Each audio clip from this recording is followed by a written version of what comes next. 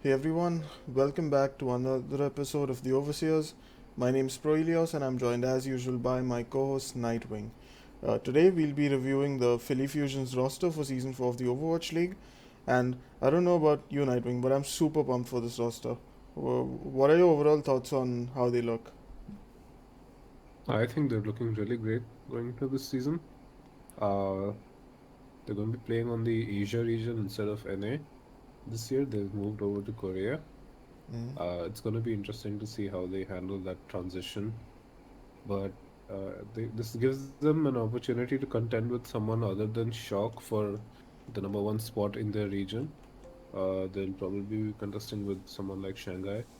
So it's going to be interesting to see how this team pans out in that respect. Mm-hmm. Obviously, we'll look at the actual rankings during our power rankings episode, but I mean, this roster looks strong in my opinion. Yep.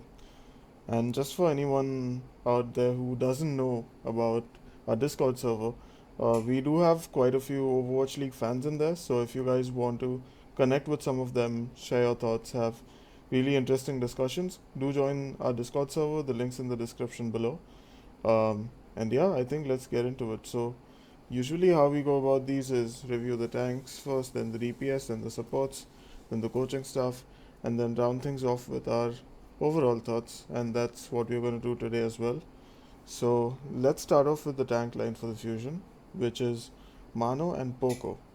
So just two players, pretty easy to see what Philly is going for here, just sort of stability on the tank front. And I'm feeling really good about this Nightwing. I think I'll let you share your thoughts before I go first, though. Before I go on, though. Well, Mano comes in for main tank instead of Sado. Sado being a player that was sometimes quite heavily criticized, but he did have his kind of redemption moment last season because he played quite well with the team. Obviously, some people have argued that Sado looked better because the rest of the team was better. Uh, and that's really an argument we've gone into many, many other episodes before, which I think is just not worth getting into. Mm-hmm. But I think one thing that is indisputable is that a main tank decides a lot of the kind of method in which your team plays, the kind of pathing you take, the space you are able to take, the engagements, the timing that you have. Uh, a lot of it is decided, at least partially, sometimes fully by your main tank. And I mean, some games can just be an MTD, right? If Mm-hmm. Super is to be believed. So I think with Mano coming in from NYXL and Sado moving out, there's definitely going to be a change in playstyle for Philly Fusion, in my opinion. Um, Sado, I think, was a little bit more of a feed or die player sometimes, which I can respect. But I think his playstyle had really matured over time as well, and they were really after 3 seasons playing with the guy, they figured out what to do with that kind of play style. Mano, I think, has a much more cerebral kind of play style.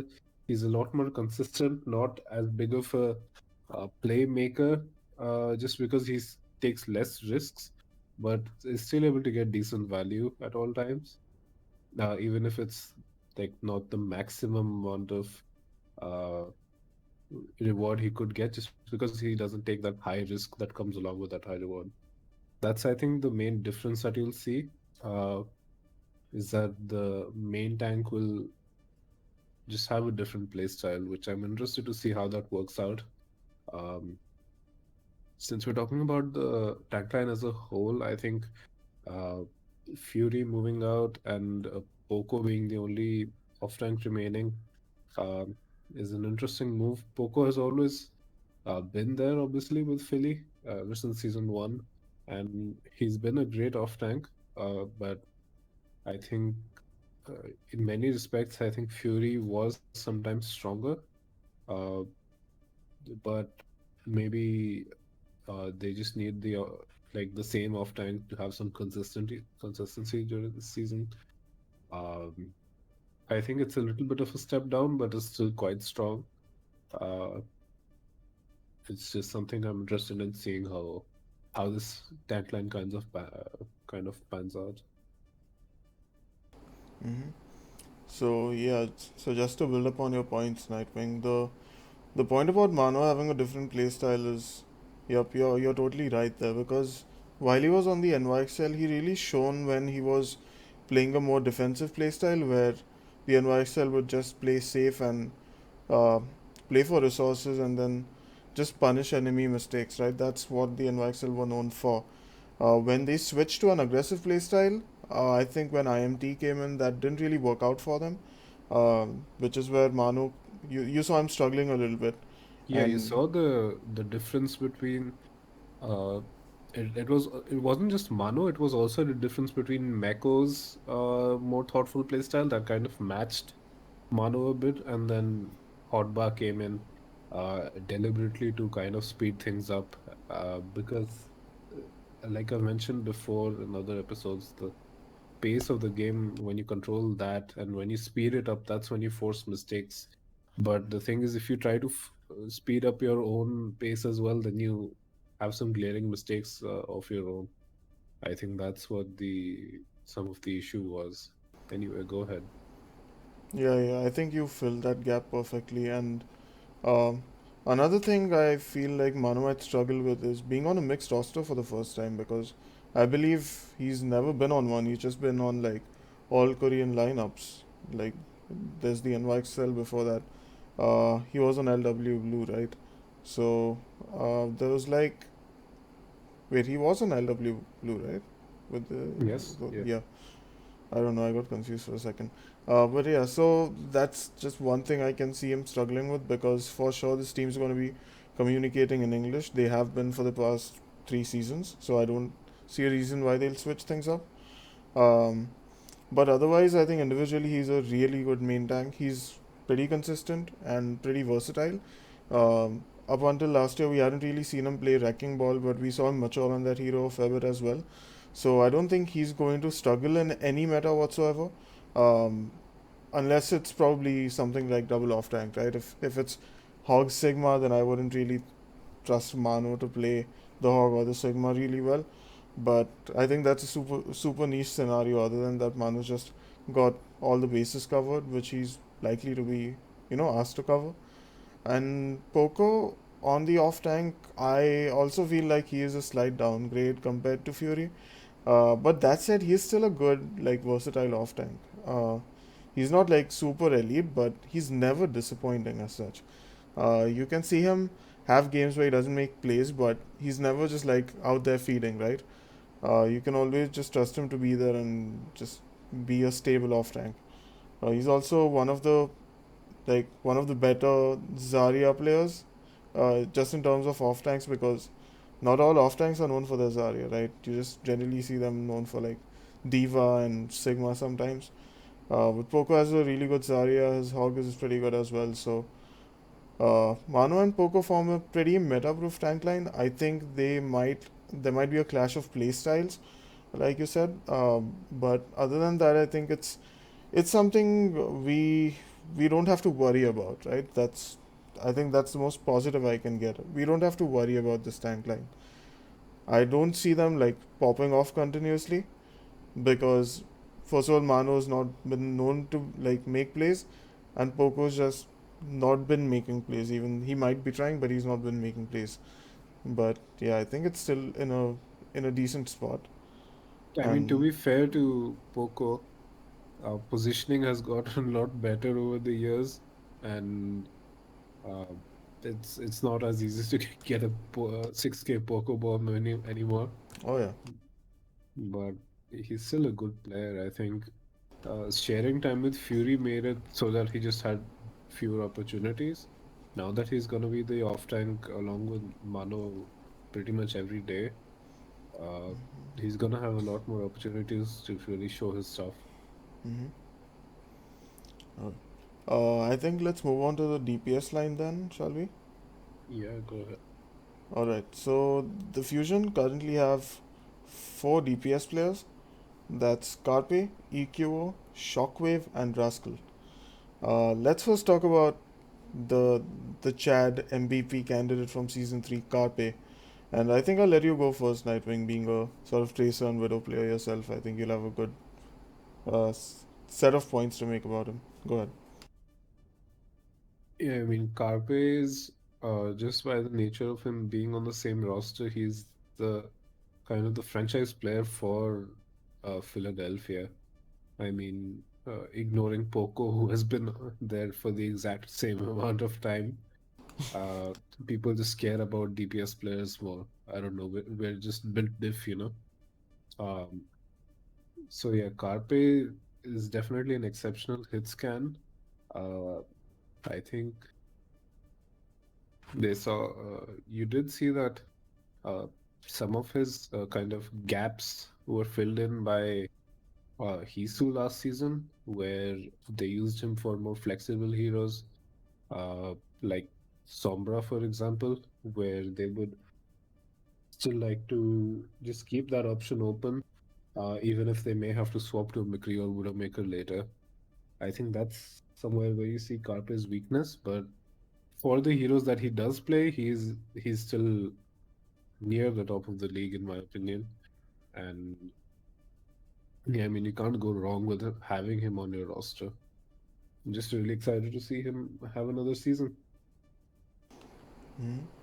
Yeah, I think all of us are pretty much well versed on Carpe's resume, right? He's always been a really solid hit scan player in the Overwatch League.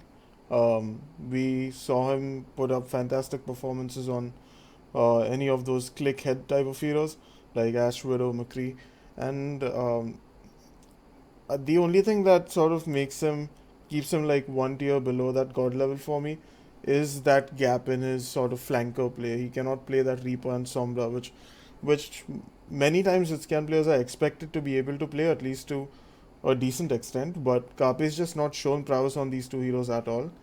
Uh, which is why you would see Hisu take over those roles, like you said. Um, but yeah, I mean the heroes that he does play, he's really good at, and I mean it's just Carpe, right? You can't expect him to be bad. I think he's gonna have another great season in the Overwatch League. Um, I think let's move on to EQO then. Uh, so EKO wasn't utilized a lot last year. He came in for the was it the summer showdown? Yeah, the summer showdown. We all remember his insanely good performance on Genji versus the Paris Eternal. Um, and I think he is a good flex DPS player. He also showed some prowess on Echo for like a couple of maps that he played on her. I don't know if that's a good enough sample size, but I really feel like KDG, who was the head coach for the Philly Fusion last year, he utilized him in the right places and at the right times. But I don't know if he's on equal footing with all those elite level flex DPS. Like EKO is good. He's great because he's been on this roster for so long, so he has that synergy, that famous synergy with Carpe, obviously, but also with players like Poko and now FunnyAstro and Alarm as well. So he does have his place on the team. Um, I just don't know if he's going to match up on all fronts with the other flex DPS in the league. That's all. Especially with Rascal being on this roster, but we'll get to him later. So, what are your thoughts on EQ Nightwing? Do you think he still has got it to be a top tier flex DPS? First of all, let me just say that I'm kind of annoyed by Philly baiting us with EQ's contract over and over again. It just feels like he's in a constant. I feel like he has no job security, the poor guy. Yeah. Uh, his, his contract gets cancelled, then like 2 months later he gets re-signed. Now he's allegedly having visa issues along with maybe FunnyAstro. It's just a rough time in terms of that for EQO. But Mhm. at least he's been in the league for a long time, so that's there. I think it's going to be interesting to see how EKO and Rascal are kind of rotated because I think while Rascal is a much more of an all-round flex player where he can literally play any hero in the game, I think EQO sticks to a slightly smaller pool, but he does have a more aggressive play style, um, which I think can benefit the team at times. And I think Rascal has a more like thought through, very positionally sound kind of gameplay style where he can go aggressive when he wants, but um, I think EQ is a lot more on all the time. I think that playstyle difference is probably something that's gonna kind of remain to be seen how that works with the team, especially with a Mano who is a bit more of a passive player. Uh, Maybe you need other players that are just as passive and just as positionally sound, or maybe you need someone that really just ints in uh, to actually get some damage done. I honestly don't know the answer to that. It's gonna be interesting to see what Philly figure out with that. I'm hopefully we can see EQ get some more play. People are reporting that he is at least scrimming with them. Uh, Hopefully he gets some league play time because I really like EQ's play and I'd be interested to see him play again. What do you think? Yeah, for sure. Because I was actually a big fan of EQs back in season one. Especially, I mean, the thing is, for those of you that don't know, I actually got into Overwatch and the Overwatch League pretty late. I started following the league towards sort of the end of season one. But I had seen, like a few games here and there. I just wasn't really into like competitive Overwatch and things like that. But one of the first players who impressed me was EQO. And that was back during the double sniper meta where Carpe and EQ were just playing Widow Hanzo and absolutely dominating the competition. And that was actually really interesting because EKO wasn't known for his Hanzo like when he joined the league. He was just sort of like a Genji, Pharah, Shadowburn esque player, right? But then he picked up the Hanzo and he picked it up really well. And I mean, I've been a fan of his ever since. So I'm really happy he's still like in the league with the Fusion.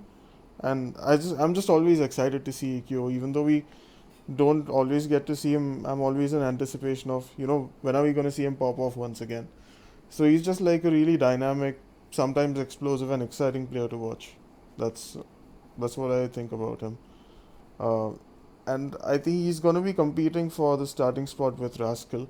Um, Obviously, coming in from the San Francisco Shock, Rascal had like he hadn't been signed with the Fusion for quite some time during the off season. He had some offers from other teams seemingly, but those deals fell through because of either some contract issues or just the amount he was being offered.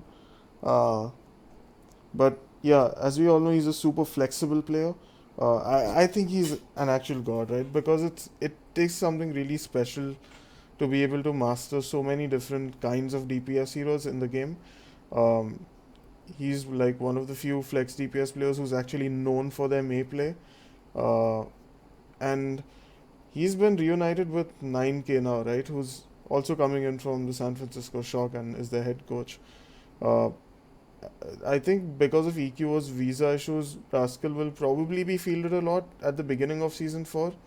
Um, but we'll just have to wait and watch how he's integrated with this roster because from what I can tell, he doesn't have much scrim time with them at this point. So, what are your thoughts on Rascal Nightwing? Yeah, I think Rascal is like just a sleeper MVP. I mean, everyone likes him, but he's almost never in the final just conversation just because somehow the meta just absolutely screws Rascal, and the team has to bench him, unfortunately. Um, but yeah, I think Rascal is just an amazing, again, just goat tier player, in my opinion. Uh, uh, since you talk about your Overwatch watching history, I'll talk about mine. I was watching, I think, since the first contender season of 2017. So I've been following Overwatch since around that time.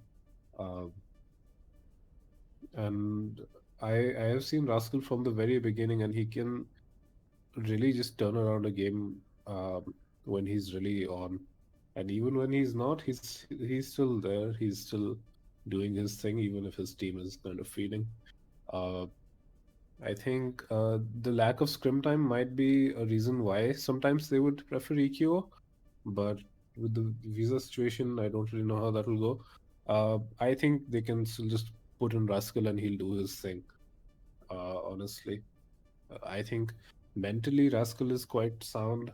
Uh, he's got a winner's mentality. He's got the right past coaching with SF Shock.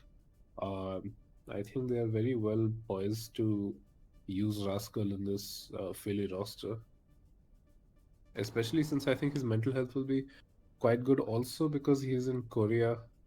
Uh, that should probably help. Though I think at this point Rascal has been kind of internationalized with Shock, so even if he was in the States, it wouldn't be an issue. Uh, just really excited to see really either one of the Flex DPS play. I'm a huge fan of both of them. Hmm. And then let's move on to the final DPS player, which is Shockwave. Do you want to go first on this one? Yeah, sure. I'll go ahead.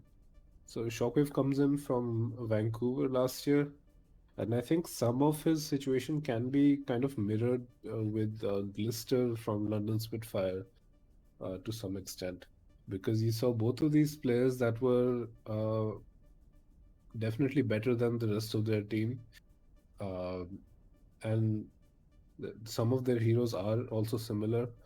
Uh, Obviously, Shockwave you saw sometimes just pop up on Widow or Echo sometimes. And basically, like just any hard hitting DPS hero, honestly.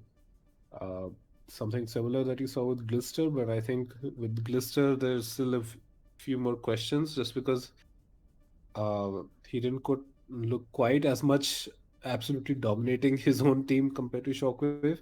But then Asia was a much more competitive region than NA last season, and Vancouver did a lot worse, in my opinion. So there's just slight differences, but similar, similar like storylines for Blister and Shockwave, where they're coming from teams that they had to try and carry, and so they got signed to the big boys.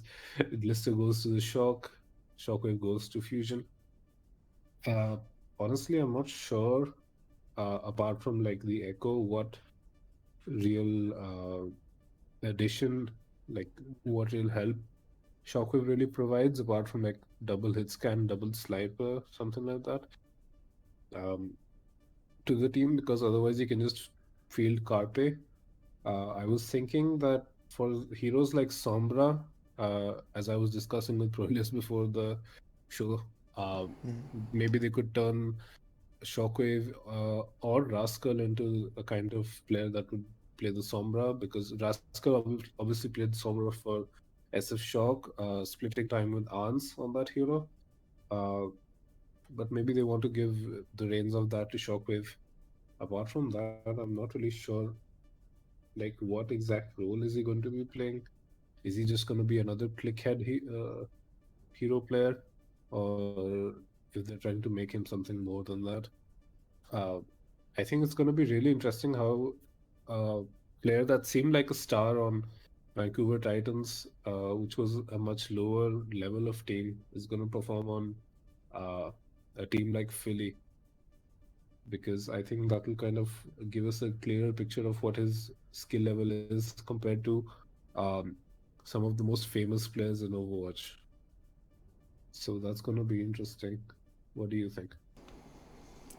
So Shockwave is one of the players that actually impressed me the most on like a low level team last year.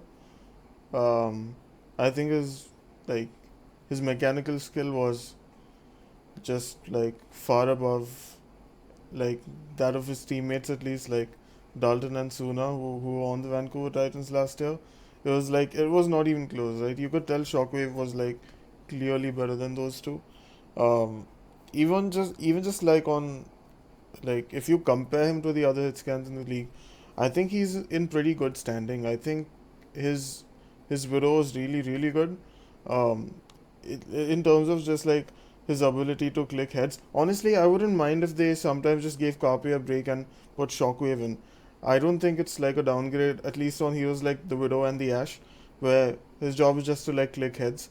Um, and like you said, they can put him in with Carpe on double hit scan when, let's say, Carpe needs to be on Tracer, so then you put Shockwave on Ashe or Widow. So it really depends on the meta.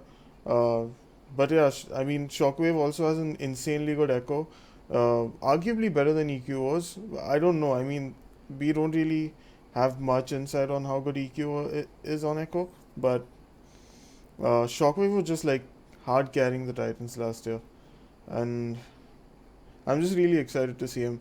I think a lot of people might be sleeping on how good he actually is.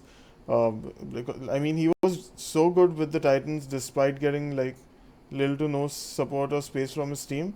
So imagine what he can do with like an actually good team environment and setup. So that's what really excites me. Do you have any more points to add? No, I think we pretty much covered it with Shockwave. Alright, so then let's talk about the supports for the team, which, just like last year, are FunnyAstro and Alarm.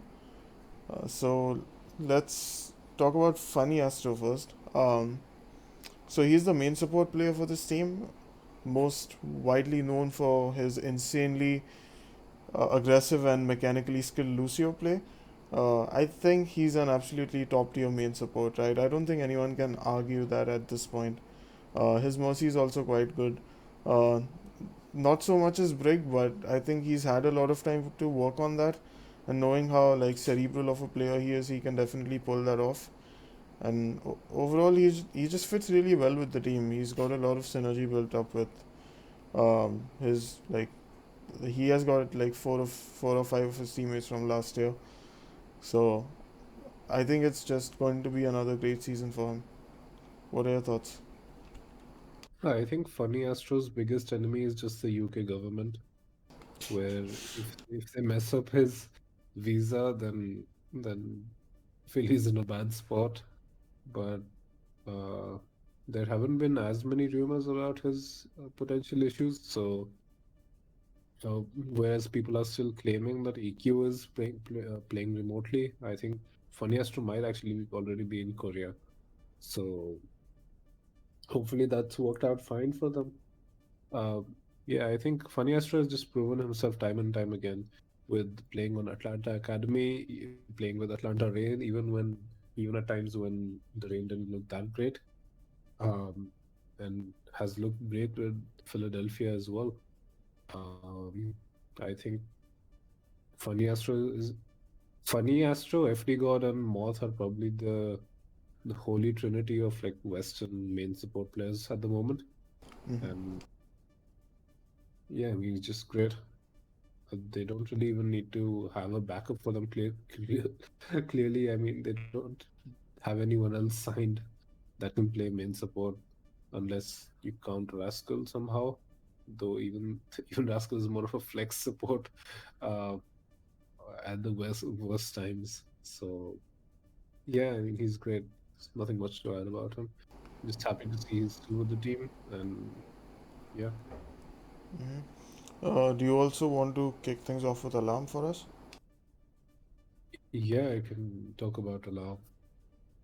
Alarm won Rookie of the Year last year for his exceptional play. He's been doing great. He had been doing great in contenders with Fusion University and Lunatic Eye before that. He has insane mechanical skill. He's just an overall very proficient flex support player. Uh, I mean, that's why he won Rookie of the Year, right? He's had insane stats. Uh, I've been playing in fantasy leagues, and I was very inclined to pick him just because his stats are just through the roof compared to many other players. Uh, he's just a great player, and again, Philly are just very sure about their support line, um, which is why again they don't really have a backup for him, but they don't really need it because both of these players are just exceptional. Um, I think the difference between Philly and some other uh, maybe top teams, like you would look at Washington Justice, their kind of issue might be that their weakest link is their backline, their support line. Whereas with Philly, you could even argue that it's like the least concerning, uh, even though they only have two players, just because for a team like Philly, I think you would have some questions about uh, how does the tank line kind of sync up? Who plays heroes like Sombra? Or, how do they work between Carpe and sHockWave on the roster? Whereas with these two players, like you don't really have any questions, which I think is very solid for Philly. What do you think about Alam? Yeah, I mean, I think if you've got a bad opinion of Alam, you're just out of your mind at this point. Uh, he's, I mean, I won't repeat your points again, but one of the reasons Alam is so good is because he's super versatile, right? There's not like a flex support pick that he's uncomfortable on, and unlike some of the other flex supports in the league, he does not have, let's say, he's not known for, let's say, Zana or his Zen or his Bap. He's just known for all of them. Like, if for example you think of Twilight, right? You think of Ana, you think of Violet, you think of Zen and Bap. So with Alam, you just think of all of them because he's just so good at each and every flex support. In addition to that, he also showed us a pretty good break last year because FunnyAstro was uncomfortable on that hero, so they put Astro on BAP and Alarm on Brig. Uh, and it worked out. I mean, Alarm just turned out to be a really smart Brig player. So I think he's again going to have a really fantastic season and might even be in like the talks for the MVP award this year. Who knows? So yeah, those are pretty much my thoughts on him. Absolute god tier flex support. And do you have any more points to add about these guys? No, I think Philly is just in a very good spot. Um, I think they've kept a slightly conservative roster this season, even though it's eight and many teams are not going above like nine max. Mm-hmm. Um, I think they're very confident that their players will just kind of make it through the season um, with without many breaks, but that's okay because there's only 16 games in the season. Mm-hmm. It's not as much of a slog anymore, thankfully. Um, yeah, I think Philly are just in a good spot. We can talk about the coaching staff next. Yeah, sure. So I think the main talking point for us is going to be NineK, right? Who's coming in as the head coach from the San Francisco Shock, and he was an assistant coach for the Shock. It's his first time as head coach in the Overwatch League, and I mean, 9K's learned from Krusty for more than 2 years at this point, right? He is likely to do a good job with that kind of experience. Um, I think there might be some growing pains naturally because it's going to be his first time as a head coach, but nothing too serious. I think having a solid team around him already is going to help him out because it's going to be sort of like a familiar environment in that sense because Shock also had a stacked roster, so he's sort of going to feel at home, I think. Yeah, I just think he's gonna do a good job. Like it's 9K. If there's like a disciple of Krusty's, I'm going to have faith in that person. So that's pretty much it. What are your thoughts on 9K? Yeah, I think 9K is great. Um, Compared to some other people that has kind of studied under Krusty, I don't have any anecdotes. Like I was mentioning, the brawl style being played by some other team who I can't remember anymore. That was very similar to Shock. Um, but like overall, 9K has studied under Krusty, and he has some previous experience with Rascal, so that's going to be useful in bringing that player in, especially since he has lower screen time with them. Uh, and yeah, I think it's just great that other teams are getting the the level of coaching that the best team in the league is getting. So it just ups the level of competition, which is great. I think for the rest of the staff, uh, they have Christopher, who apparently was very against or was not aware of Chipsa being signed last season, which was a very interesting uh, just topic of discussion last season. And honestly, I still don't really understand it. But apart from that, I'm not sure what he brings to the team. Um, I, I, honestly, I don't really have much information on the rest of the staff either, to be perfectly honest with you. But uh, Moby Dick has been there throughout the 2020 season for them. Uh, so if I guess if it's working, then it's working. Uh, KDG moving out and NineK coming in is gonna be an interesting transition. Um, I think 9K's coaching is what's basically gonna help in bringing the tank line together first and foremost, uh, and really help figure out what kind of playstyle works for that team. Uh, because unlike many other teams that are playing with these like in these smaller tournaments like the Steel Series tournament or the quote unquote LA Valiant Winter Ball, uh, or really any of these other tournaments. We haven't seen much from Philly.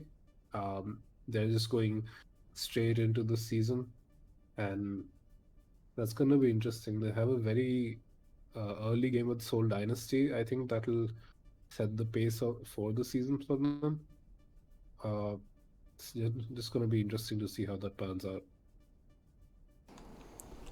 Yep, and yeah, I mean, even I don't have any additional comments about the assistant coaches or like the analysts. And there's I think Seta who's just like really good with the workshop, but I don't know if Philly's gonna be using like workshop training modes as like some part of specialist training. Uh, that said, I mean, I think it's good that they've got like such a well-founded support structure around them. I think that's going to help them out a lot, and especially help 9K settle in a bit as the head coach. Um, but yeah, that said, what are your overall thoughts on the Philly Fusion's sort of uh, place in the Overwatch League season? Uh, are they championship caliber according to you, or do you have a like, different opinion? I think Philly is definitely one of the teams that you would think about putting into the championship caliber pool this season. I think the level of talent is quite high this season, apart from a few glaring, outliers. Valiant. There's just, I think Philly definitely has the setup to be able to make it. They've had a good system for a while. They're not working with a pyramid scheme, unlike some other teams. So they just have, the basics down, the fundamentals down to be able to shoot for the uh, championship title this season after being just thoroughly blue balled last season, coming second just every time. So yeah, I think Philly definitely can make it. I think it's just the tank line's synergy that I really want to see how that works out. Apart from that, I don't have too many questions about this roster. Um, I think they're in a good spot to really make that run.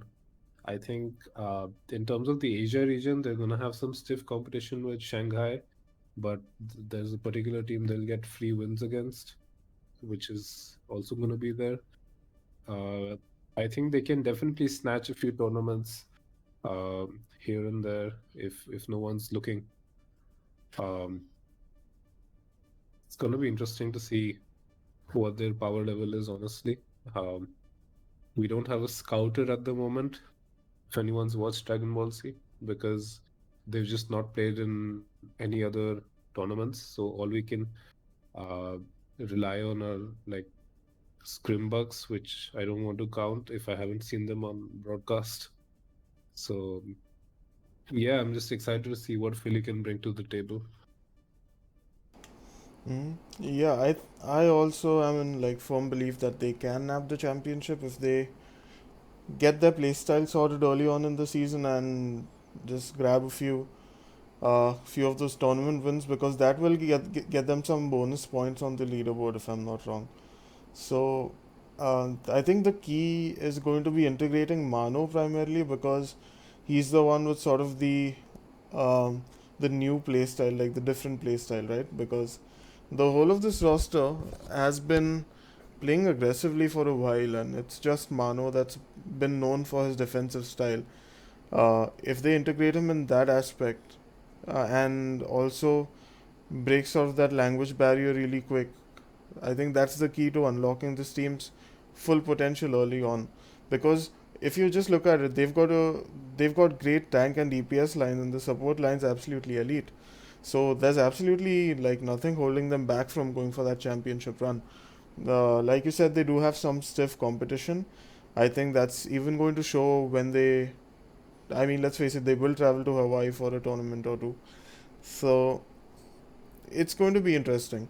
But I'm super optimistic about this team. Let's hope and pray, at least for the Philly fans, that they can turn that sort of second place streak into their first place victory. So overall, just good luck to them, I think. Do you have any more closing thoughts? No, I think you pretty much covered it, honestly. hmm So we would actually be interested in knowing if you guys think that the Fusion can win a championship this season.